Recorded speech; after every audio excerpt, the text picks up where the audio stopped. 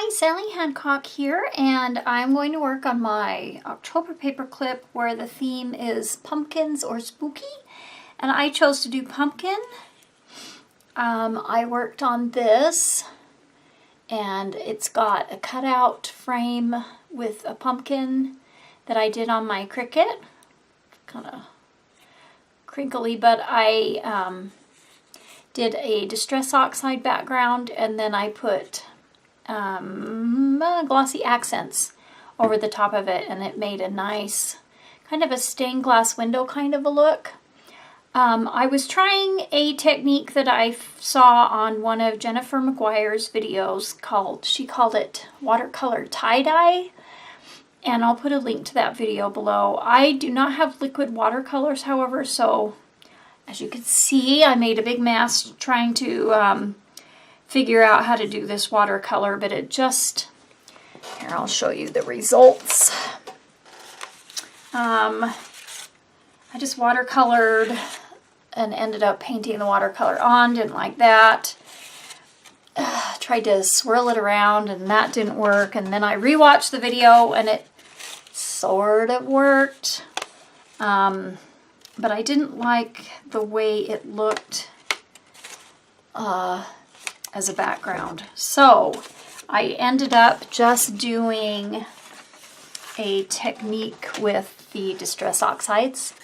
Just did a background with those. So I'm going to do that again and add some green to it because I think that will look nice. Now I can't fit it all in, but I'm going to use my white matte because he said that, or Tim Holt says, when you do the matte with your oxides and the colors stay separate.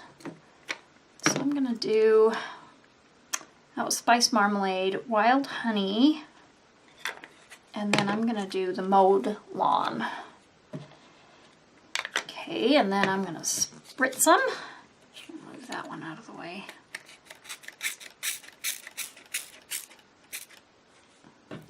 And I just have this watercolor paper that I got from the Dollar Tree. And I don't think it's very good quality paper, but it was $1, so what do you want? So I'm just going to touch different areas of my paper and just kind of make a background. Ooh, that's a lot of green. And so I'm just gonna pick up the water, or the color here, and that is a lot of green, a lot of green. So I'm gonna use my heat gun. I think I'll wipe this up because I kind of mixed everything together here. So I'm gonna wipe this up and then dry this and put another layer on with more orange colors, so I'll be right back. Okay, now it feels semi-dry, so I'm going to do just these two. Wild Honey is more of a yellow, orange, and then more of the Spiced Marmalade. Spritz those to get them activated. And then just go over the top of what I've already got here. So we can more have green undertones, I'm hoping. Get most of this orange here. And just see if I can get a background that I like. Looks kind of muddy. I'll dry it and see what happens. Okay, so it's sort of dry. I am going to just put my frame. I cut these out on my Cricut, and I'm just going to put them over different areas and see if there's a spot that I like.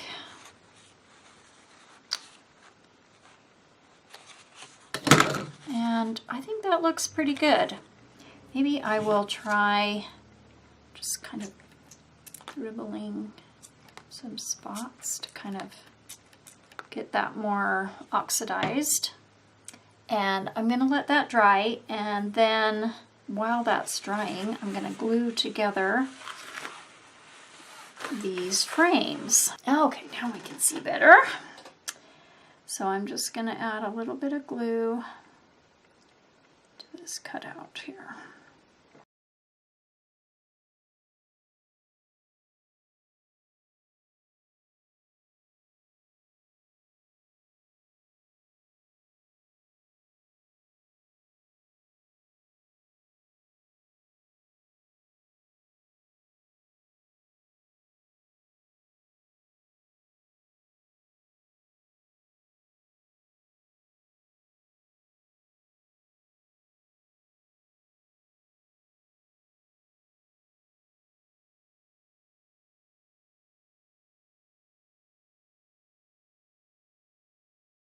So now that is done.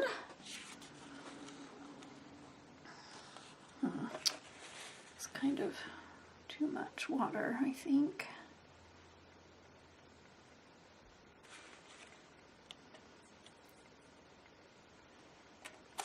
Dry this real quick.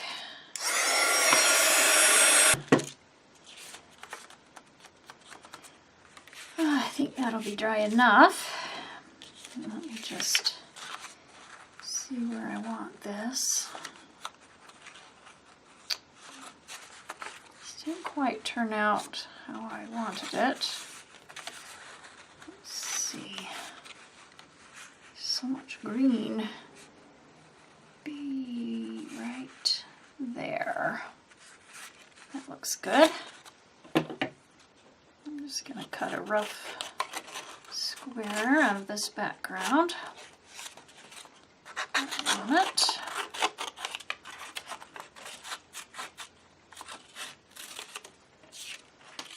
Okay.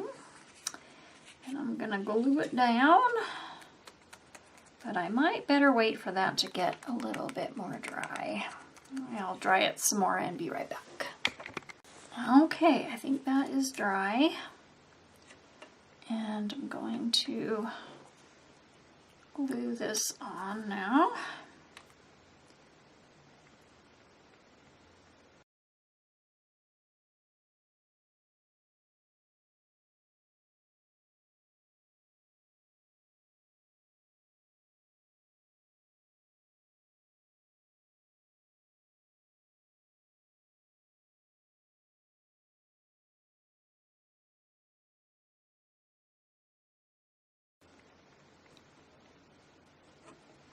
Now I'm going to just trim the edges up.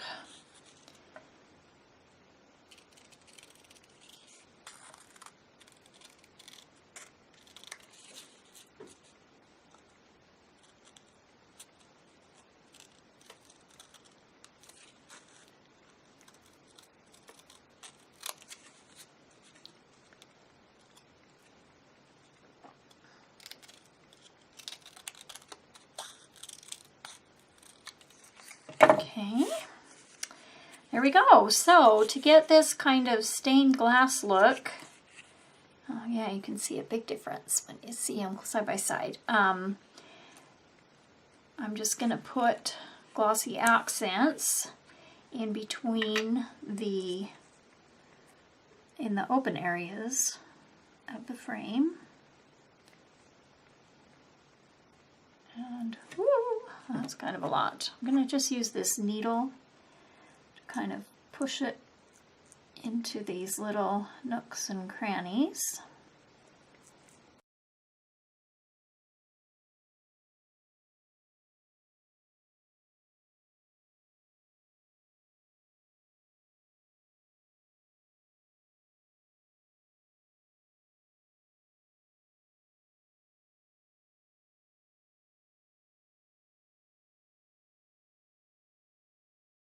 Maybe up in here, can get a dab. Now that went on top of the cutout, but I think that will still look okay. Okay, so for this clip, I had to make it pretty big. So I didn't want to just stick it on the end of a paper clip because I thought that might poke up too much. So I'm going to try the technique of just putting it right behind the paper clip or behind the square, and then like sliding it on a paper to, and then putting that flush and just gluing it that way. So let's see how this goes. So I found an area. I'm just going to use the same background that I made for the front. And I want it pretty orangey. So I'm just going to put it over the top. Use my pen blade and cut it out that way. All right, I think that worked out pretty good. Okay, so at what's it called? Scrap Craftastic is where I learned how to do this. And she used a hole punch and punched a little teeny notch, but I am too lazy to go and find my hole punch.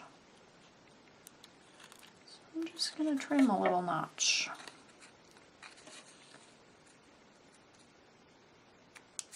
There we go. And then she put the paper clip in like so. And then I'm going to use my Loctite Crafters glue. Just glue the paper clip on, so let's make sure it's good and secured. And then put glue all around on the back. Right way. Okay, so there's the top. Okay, there we go. Yes, all right. Silly me. All right. Push that down good. Okay. Trim this edge.